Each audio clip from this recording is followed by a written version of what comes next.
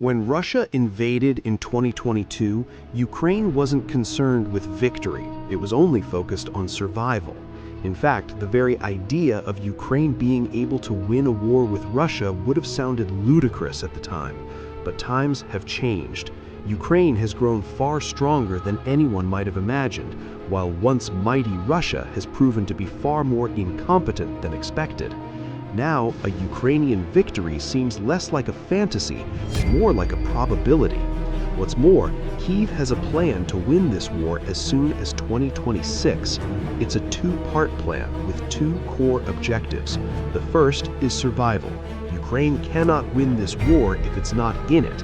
It has to be able to survive long enough to orchestrate its offensives and deal the type of damage that will force the Kremlin to concede. That, it must ensure it can continue withstanding Russia's immense aerial attacks, involving hundreds of drones and dozens of missiles fired at the nation on a near-nightly basis.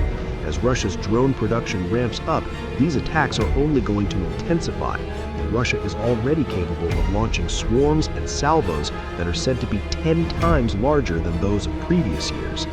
Even with its extraordinary air defenses capable of taking out up to 80% of Russia's drones on a consistent basis, Ukraine simply isn't able to stop them all. Some will inevitably find a way to sneak through and strike their targets, and in recent times, those targets tend to primarily include important pieces of Ukrainian energy infrastructure. Just as Ukraine has used its drones and missiles to target oil infrastructure across Russia, the Kremlin has attempted to pursue a similar strategy, cutting off heat and power to countless civilian homes and important industries. The attacks have taken a toll. Ukraine has lost an estimated 60% of its natural gas production capacity, elevating its energy import bills. Private energy companies are also struggling beneath the sheer weight of Russian attacks. Facilities that might have been hit by just a couple of drones in 2023 and 2024 are now being struck by more, suffering greater damage that takes more time, money, and resources to repair. But Ukraine has multiple plans in place to address this, as its president, Volodymyr Zelensky, revealed in October 2025. We have Plan A and Plan B. Under Plan B, if there is, for example, a strong attack on all gas infrastructure, we understand that we have imports then. We know the volume and cost of the necessary imports. This is Plan B. Plan A is when we rely more on our own production. In Plan B, we also know where to find the money required.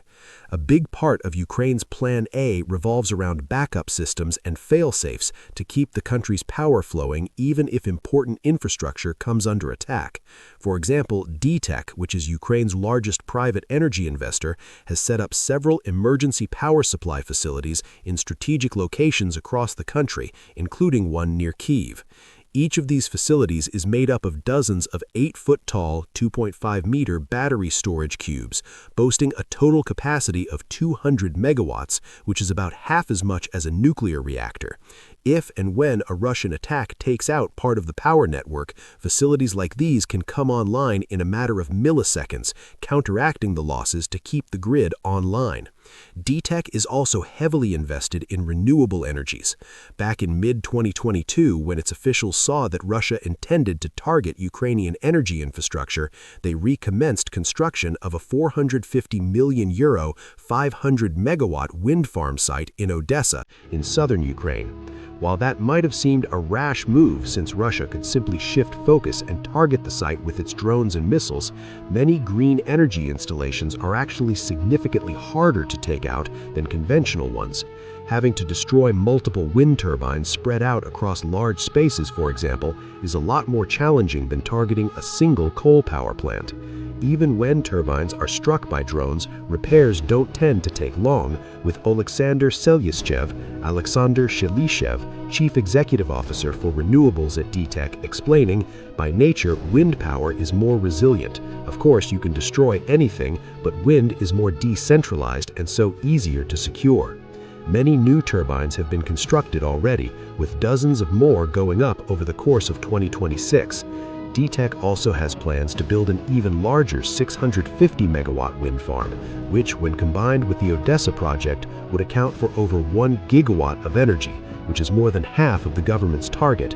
These sorts of energy improvements are imperative for Ukraine to continue defying the odds and standing up to Russia's relentless aggression. In 2021, the country's total generating capacity stood at 21.8 gigawatts. By 2025, it had slipped to 17 gigawatts because of both occupation of its territories and destruction of its infrastructure. Anywhere from 15 to 17 gigawatts should be enough to keep the country's heat and power going, according to Infrastructure Minister Alexei Kuleba, but anything less than that could trigger wide-scale blackouts. Fortunately, wind farms and battery backups aren't the only aces up Kyiv's sleeve. Ukraine has also transferred around 1 gigawatt of its total output capacity to small, reinforced units that are very difficult for the Russians to locate and destroy. In addition, countless shops, offices, schools, and more all over the nation have obtained backup generators to keep the lights and the power flowing even in the worst-case scenarios. Around 10,000 of these same locations serve as heat centers through the colder months of the year, so that even if people lose heating at home, they can head to a communal space nearby to keep themselves and their families warm.